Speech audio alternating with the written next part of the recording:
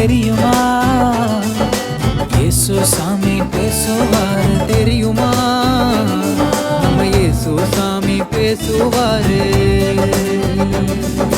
சாமுவேலிடம் பேசினாரு பேசினாரு பேசினாரு. கீழ்ப்படிஞ்சா அவர் பேசுவாரு பேசுவாரு பேசுவாரு. சாமுவேலிடம் பேசினாரு பேசினாரு பேசினாரு. கீழ்ப்படிஞ்சா அவர் பேசுவாரு பேசுவாரு பேசுவாரு பேசுவாரு.